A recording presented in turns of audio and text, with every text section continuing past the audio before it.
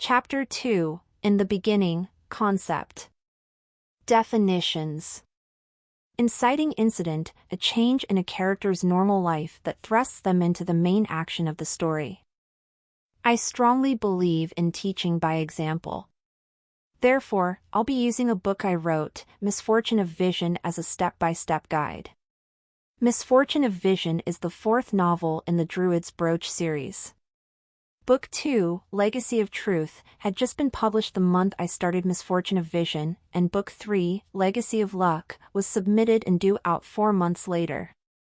The idea was to have 3 trilogies in total for a total of 9 books in the series, because I am wedded to symmetry.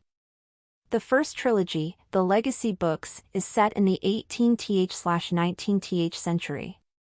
The second trilogy, the Misfortune books, are set in the 11th/12th century.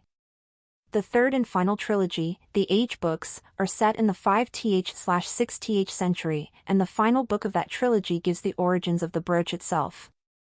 That means to plan my next book, I really must plan out 6 novels. And make them all tie neatly into a bow at the end. Right. Okay, deep breath, let it out easily. Let's do this. Most writers are planners or plotters to some extent. I'm strong on the planner end of the spectrum.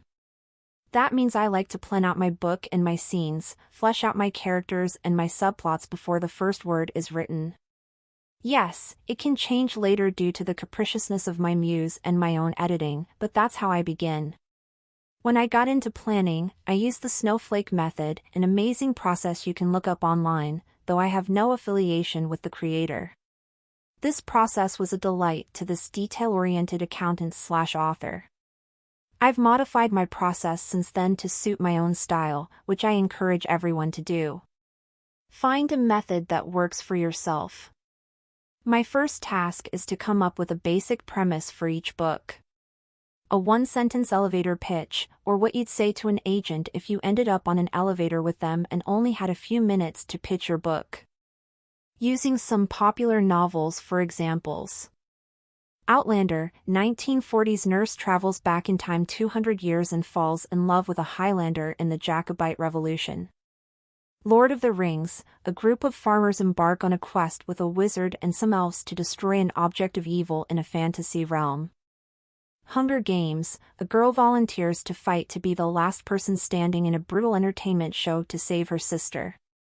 As you work on your own 1-sentence elevator pitch, concentrate on the meat of the concept, not the details. Ignore names for now. No subplots. No side characters. Make those few minutes count without wasting it with extraneous add-ons. Describe what your protagonist does. The character. What changes in their world to start off the story? The inciting incident. What do they need to accomplish? The goal. What do they lose if they fail? The stakes. Each basic pitch should have a main character, an overarching conflict, a goal, and stakes. The character, form a brief description. Gender? Age? Physical description? Motivation? Personality quirk? Nothing deep yet, just something quick and dirty for now. For Misfortune of Vision, my main character is a 65-year-old grandmother. One inspiration for my character was a Reddit thread about the savior of the world needing to be a grandmother with life skills rather than yet another teenage wonder child. Sure, I won't be able to include as much angst and rebellion, but I can insert plenty of snark and sarcasm. I love it when little old ladies order everyone else around. Character exercise, describe your main character. How old are they? How heavy? What color is their skin? Their eyes? What is their hair like? Do they pick their lips? Bite their fingernails? How do they present their gender? The inciting incident, what changes in their normal life to make them interesting enough to write a story? Does someone come to town? Do they go on a quest? Does their father figure die in a horrible fire? Do they die? I.e., the lovely bones, something gets them out of ordinary and into conflict. The inciting incident will be her giving a dire prophecy that no one believes. A classic Cassandra tale.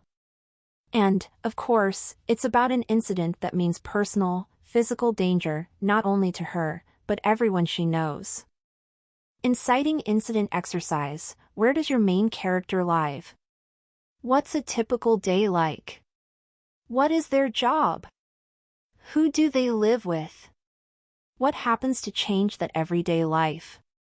What event from their past haunts them? The goal. What is their purpose in this conflict? To survive? To win a race? To marry the hunk next door? To save their best friend from an alien? My little old lady needs a quest, so she's seeking out an heir. Why? Well, she has this heirloom. A magic brooch she must gift to a relative, which is a common element through the Druid's Brooch series to raise the stakes. All her children are dead, so she must seek out her grandchildren. She either has never met them or hasn't seen them since they were babies, because travel in the 12th century was dangerous and tedious. Goal exercise. What does your main character want more than anything in the world? What goal drives them to shove off the daily drone and do something about it? What catalyzes them into action? Why now? The stakes. What happens if they don't reach that goal? Will they be left in a loveless marriage? Will the world go poof into a million atoms? Will their hair fall out? If she doesn't pass on the brooch, it will be lost to the human world forever. Her family passed this legacy to her, and she must uphold her honor. Stakes exercise. What will your main character lose if they don't reach their goal? At what point in the story does this become the point of no return? If you're writing a series, like I am, it might be a good idea to work out your main elevator pitch plot on the other books to be, so you have a good variety of themes and plots.